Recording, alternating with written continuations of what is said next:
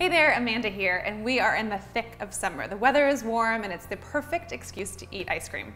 Well, to be honest, I eat ice cream every other day of the year, but I wanted an excuse to show you how to make your own because it's so much better than the store-bought stuff. Let me show you how easy and delicious it is. So the first step in making your own ice cream is making the base. Today I'm going to show you how to do a custard base, meaning that it's just really thick and creamy, which is my favorite, and it's also made with egg yolks. We're going to add a quart or 4 cups of half and half into a pot and bring that to a simmer.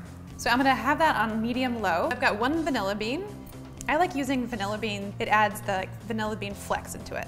You could also just do vanilla extract, but make sure you add the extract after you warm the half and half. So you just want to use the back of your knife and just scrape in all of those vanilla beans. So I've got 1 whole vanilla bean. The beans are in, and then I also like to add kind of the skins of the vanilla bean in there.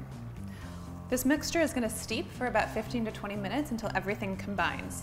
Steeping is really important in ice cream because it's flavoring it. If you didn't want to use vanilla, you could do something like cinnamon sticks or cardamom pods. So while my half and half mixture steeps, I'm going to make the rest of the base. So in a bowl, I've got 4 egg yolks. To that, I'm going to add about ½ cup of sugar. I'm going to add white chocolate later, so I don't want it too sweet because white chocolate is sweet. So give that a stir. When you put sugar on top of an egg yolk, make sure you stir it really quickly because it's really weird, but egg yolks can actually burn from sugar being put on it. So my half and half and vanilla bean mixture has been steeping for about 20 minutes. I'm going to strain it to get out the vanilla bean. But all the vanilla bean flecks are going to stay in there. Okay, so next up, let's temper our egg yolks. We've got the warm half and half. We're going to add this to the egg yolks. And we want to add it slowly so we don't cook the egg yolks because no one wants scrambled eggs in their ice cream, I don't think. We're going to add just a little bit of that warm cream mixture, and then this is called tempering. Just bringing that egg mixture up to the same temperature of the half and half mixture. Just pour that right in there, and then we'll give it a whisk. So my egg and half mixture is going to go back into this pot, and we're going to cook it over medium heat until it thickens.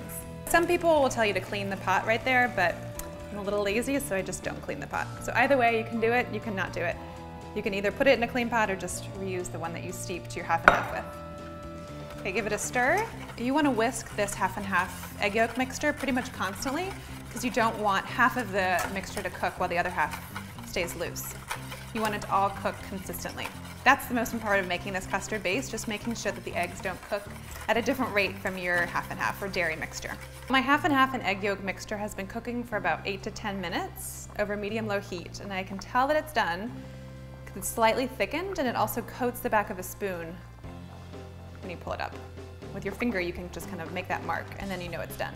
So I mentioned before that you don't want to make scrambled eggs out of your ice cream, and sometimes it happens. It's just life. But let me show you how to fix that in case that does happen. We're going to put that strainer back on a bowl, and then we're going to carefully pour the hot cream mixture through the strainer, and it's going to strain out any of those like cooked egg parts. And you can see some at the bottom of mine have cooked a little bit, and it's just what happens when you're making ice cream base. I'm just going to stir this through, and no judgment if it happens to the best of us, but this is how you can fix it. I'm going to let this chill for about 4 hours in the refrigerator, and then we're going to put it into an ice cream maker. My ice cream base is chilled, and it is ready to go in the ice cream maker. I'm just going to pour it into the base of the ice cream maker, and it looks amazing. I love those vanilla bean flecks. And then turn it on, and in about 20 minutes, we're going to have ice cream.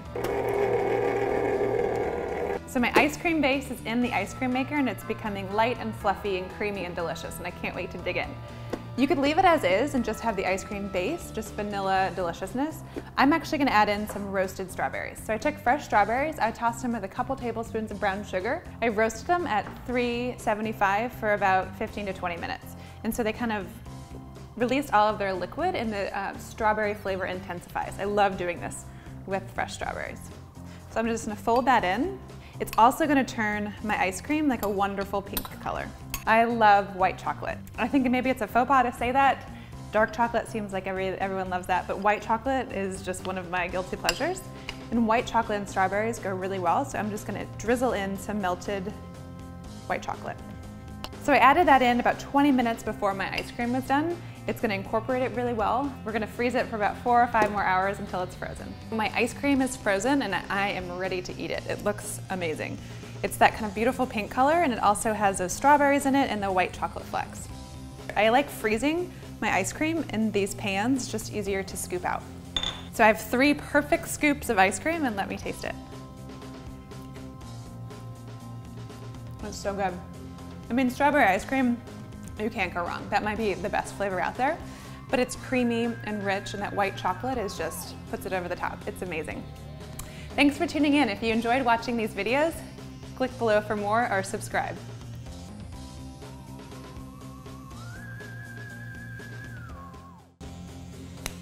Now give me my ice cream.